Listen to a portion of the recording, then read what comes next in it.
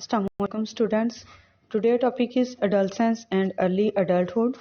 While still in his teen, Muhammad sallallahu alaihi wasallam accompanied his uncle on trading journey to Syria, gaining experience in commercial trade, which was the only career open to him as an orphan. आप sallallahu alaihi wasallam ابھی teen age میں تھے کہ آپ صلی اللہ علیہ وسلم تجارتی سفر کے غرض سے شام میں اپنے چچا ابو طالب کے ساتھ گئے تاکہ وہ جو تجارت کا تجربہ تھا اس کو حاصل کر سکے. Which was the only career open to him as an orphan. آپ صلی اللہ علیہ وسلم کی یتیمی میں یہ پہلا سفر تھا.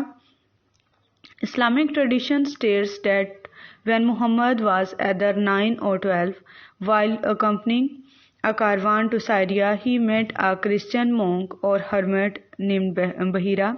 آپ صلی اللہ علیہ وآلہ وسلم کی اسلامی روایات کے مطابق ملتا ہے کہ آپ صلی اللہ علیہ وسلم کی عمر 9 یا 12 سال تھی جب آپ صلی اللہ علیہ وآلہ وسلم سائریا کے سفر پر گئے، یعنی شام کے سفر پر گئے، اور وہاں آپ صلی اللہ علیہ وسلم ایک عیسائی راہب سے ملے اور اس کے غلام بحیرہ جس کا نام تھا اس سے ملے. who is said to have foreseen Muhammad's career as a prophet of God. آپ صلی اللہ علیہ وسلم کی کیریئر کے حوالے سے اس نے پیش گوئی کی کہ آپ صلی اللہ علیہ وسلم خدا کے آخری پیغمبر ہیں. Little is known of Muhammad during his later youth. Available information is fragmented and it is difficult to separate history from legend. آپ صلی اللہ علیہ وسلم کی جو ہسٹری ہے جوانی کے متعلق، جو آپ صلی اللہ علیہ وسلم کی تاریخی معلومات ہیں وہ ہمیں بہت کم ملتی ہیں. اگر ملتی ہیں تو وہ منتشر اوراق میں ملتی ہیں اور ہمارے لیے اس تاریخ کو جاننا جو ہے وہ بہت مشکل ہو جاتا ہے.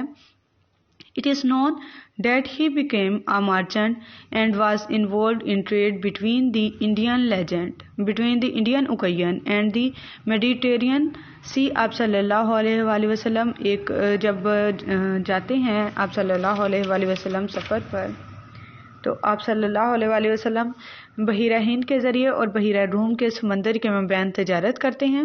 Due to his upright character during his time, he acquired the nickname Al-Amin, meaning faithful, trustworthy, and Al-Sadiq, meaning truthful. آپ صلی اللہ علیہ وسلم کی اس تجارتی جو آپ صلی اللہ علیہ وسلم کا کیریئر تھا، اس میں آپ صلی اللہ علیہ وسلم نے ہمیشہ ایمانداری اور صداقت سے کام لیا، جس کی وجہ سے آپ صلی اللہ علیہ وسلم کو ایک معروف نام دیا گیا جو کہ آپ صلی اللہ علیہ وسلم صادق اور امین کے لقب سے مشہور ہوئے. الامین میننگ فیتھفل اینڈ ٹرسٹ ورتھی. آپ صلی اللہ علیہ وسلم کے امین ہونے کے جو معنی ہیں وہ امین ہونے کی وجہ سے اس کے معنی کیا قرار دیے جاتے ہیں؟ وفادار اور ایماندار کے. اور الصدیق میننگ ٹرسٹفل، قابل اعتماد ہونا. Muhammad worked as a trader for Khadija. آپ صلی اللہ علیہ وسلم نے تجارت ایک تاجر کی حیثیت سے حضرت خدیجہ کے ساتھ کام کرنا شروع کیا. وڈو، جو کہ حضرت خدیجہ ایک بیوہ خاتون تھی. آپ صلی اللہ علیہ وسلم سے شادی سے قبل حضرت خدیجہ کی 3 شادیاں ہو گئی تھی اور ان میں سے بھی حضرت خدیجہ کی اولاد تھی. until he married her in 595 CE at the age of 25. یہاں تک کہ آپ صلی اللہ علیہ وسلم نے ان سے 595 عیسوی میں 25 سال کی عمر میں شادی کی. The marriage lasted for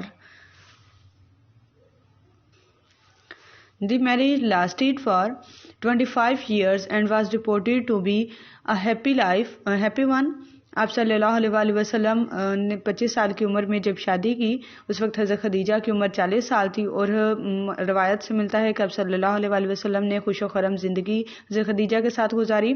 Muhammad relied upon Khadija. محمد صلی اللہ علیہ وسلم حضرت خدیجہ پر انحصار کرنے لگے. And did not enter into a marriage with another woman during his first marriage. آپ صلی اللہ علیہ وسلم نے حضرت خدیجہ کی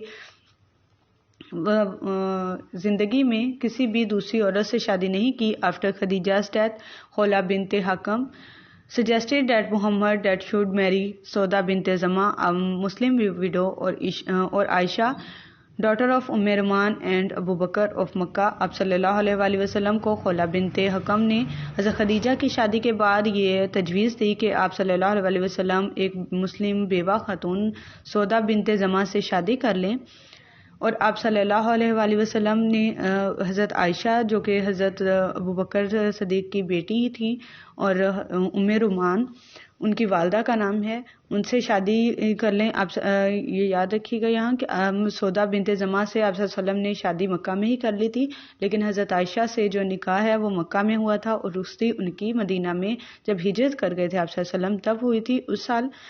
محمد از said to have asked for arrangements to marry both. آپ صلی اللہ علیہ وآلہ وسلم نے دونوں شادی کرنے کے لیے لوگوں کو حکم دیا کہ اس کے انتظامات کیے جائیں.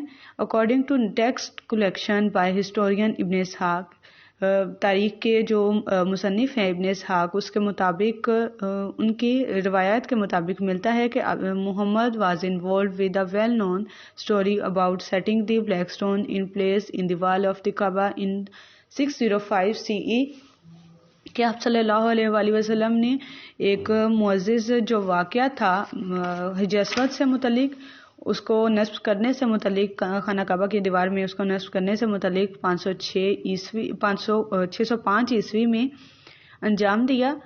دی black stone a sacred object had been removed to facilitate renovation to the Kaaba. ایک جو حجر اسود تھا اس کا نصب کرنے کا مقصد یہ تھا کہ جو اس سے پہلے کعبہ کی آسائش کے لیے، آرائش کے لیے، زیب و زینت کے لیے جو چیزیں رکھی گئی تھیں ان کو ختم کرنا تھا. دی لیڈر آف مکہ، کیونکہ مکہ میں خانہ کعبہ کے اندر 360 بت تھے جو آپ صلی اللہ علیہ وآلہ وسلم سے قبل تھے، تو وہ سارے بت ختم کر دیے گئے اور خانہ کعبہ کو بتوں سے پاک کیا گیا اور حجر اسود کو وہاں نصب کیا گیا. The leader of Mecca could not agree on which clan should have the honor of setting the black stone back in its place. آپ صلی اللہ علیہ وآلہ وسلم کی آمد سے قبل، مطلب مکہ میں خانہ کعبہ کے اندر آنے سے قبل، جو مکہ کے لیڈر تھے وہ آپس میں اس بات پر متفق نہ تھے کہ کوئی ایک سردار جو ہے یا کوئی ایک قبیلہ جو ہے اس کو حجر اسود کو خانہ کعبہ کی دیوار پر نصب کرے. They agree to wait for the next man to come through the gate and ask him to choose. اور وہ اس انتظار میں تھے کہ کوئی ایسا شخص آئے اس دروازے سے کہ جس کو وہ سب ایک منتخب کریں اور وہ اس حجر اسود کو نصب کرے وہاں دیوار پر. اتنی میں آپ صلی اللہ علیہ وآلہ وسلم آ جاتے ہیں. That man was the 35 years old Muhammad 5 years before his first elevation.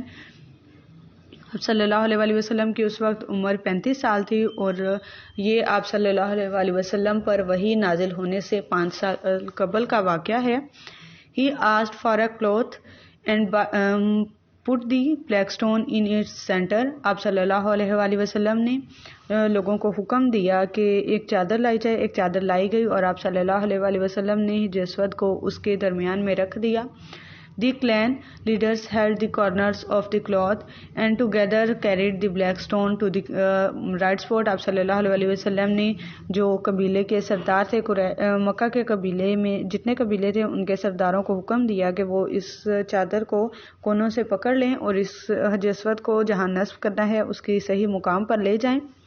Then Muhammad set the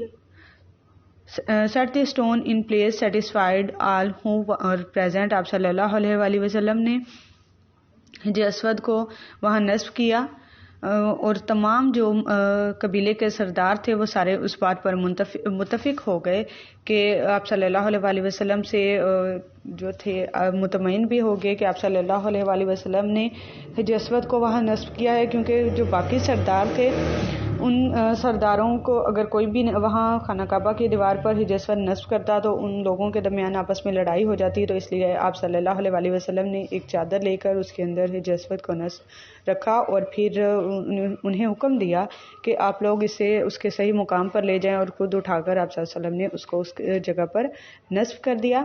یہاں حضرت خدیجہ کی شادی کے حوالے سے تھا کہ آپ صلی اللہ علیہ وآلہ وسلم کی جو تھیں 3 بیٹے اور 4 بیٹیاں تھیں. جو کہ جن میں سے صرف ایک بیٹا جو ہے وہ آپ صلی اللہ علیہ وسلم کی لونڈی ماریہ قطبیہ کے بطن سے ہوا تھا، اور باقی جو 6 اولادیں تھیں وہ حضرت خدیجہ کے بطن سے ہی ہوئی تھیں، جن میں سے سب سے بڑے بیٹے جو تھے ابو القاسم، جن کی کنیت کی وجہ سے آپ صلی اللہ علیہ وسلم کی کنیت مشہور ہوئی، قاسم ان کا نام تھا، آپ صلی اللہ علیہ وسلم کی کنیت بھی اسی وجہ سے مشہور ہوئی۔